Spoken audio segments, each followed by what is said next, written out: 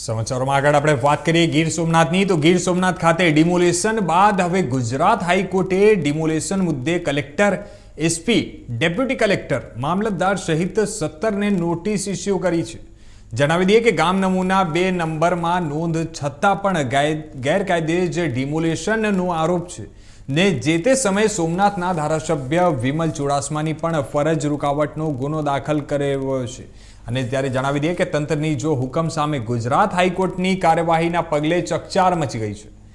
સમગ્ર મામલે સોમનાથના ધારાસભ્ય વિમલ ચુડાસમાએ એક પત્રકાર પરિષદ યોજી અને આ સમગ્ર માહિતી આપી હતી। જણાવી દઈએ કે ગત તારીખ 4 એપ્રિલના સોમનાથ શંખ સર્કલ નજીક ડિમોલેશન કરાયું હતું અને ત્યારે હજુ પણ વધુ પીડિતો દ્વારા હાઈકોર્ટમાં અપીલ કરાશે અને જો ડિમોલેશનમાં નિયમ મુજબ કાર્યવાહી નહીં થઈ હોય તો અધિકારીઓ મુશ્કેલીમાં મુકાઈ શકે છે।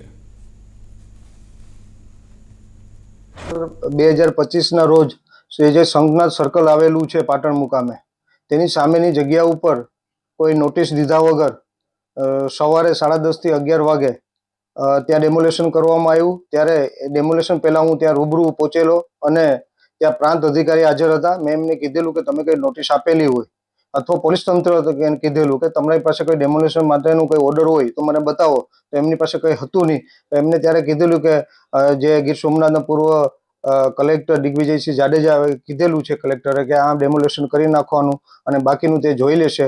ત્યારે એ સંપૂર્ણ રીતે મારી ધરપકડ ખોટી રીતે કરવામાં આવી અને ડેમોલેશન કરી નાખવામાં આવ્યું, એક પણ નોટિસ આપ્યા વગર। ત્યારે જે ડેમોલેશન કરવામાં આવ્યું તેમાં 4 લોકોની જે 2 નંબરની નકલ હતી, મફતિયો પ્લોટ હતો અને 1 જણાનું દસ્તાવેજ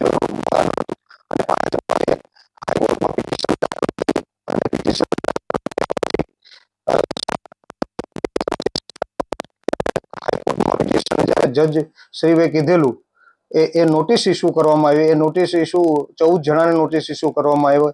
એમાં પૂર્વ કલેક્ટર દિગ્વિજયસિંહ જાડેજા ગીર સોમનાથના, એસપી ગીર સોમનાથ, પ્રાંત અધિકારી Veraval, LCB PI, PSI LCB Patan PI અને એવા મામલેદાર, સર્કલ ઓફિસર અને બાકી જે કોન્સ્ટેબલ થઈને 14 લોકોને પિટિશન દાખલ નોટિસ કાઢવામાં આવી કે 18/6/2025 સુધીમાં આપણે કોઈ નોટિસ આપી હોય કે કોઈ કાર્યવાહી કરી હોય તો આપ લોકોને ત્યાં સોગંદનામું રજૂ કરવાનું રહેશે।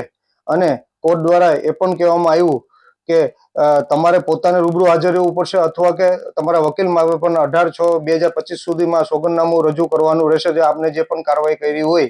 અને ત્યારે જ્યારે દલીલ ચાલતી હતી ત્યારે જજશ્રીને મારા વકીલ દ્વારા BM મંગુકે સાહેબ અને બેલાબેન પ્રજાપતિ દ્વારા એમને મંગુકે સાહેબે એમને જજશ્રીને કીધેલું કે આ લોકોને કોઈ નોટિસ દેવામાં નથી આવી અને નોટિસ દેવામાં નથી આવી તો ત્યારે જજશ્રીએ કીધું જો નોટિસ દેવામાં નહીં આવી હોય તો સુપ્રીમ કોર્ટનું ઉલ્લંઘન પણ કરવામાં એ લોકો આવેલું છે અને આવી રીતે જો એને કોઈ નોટિસ આપ્યા કે કોઈ કાર્યવાહી કર્યા વગર આ ડેમોલેશન કરવામાં આવ્યું હશે તો તેમને પોતાના ખર્ચે સ્વખર્ચ ભોગવવાની તૈયારી રાખવાની રહેશે।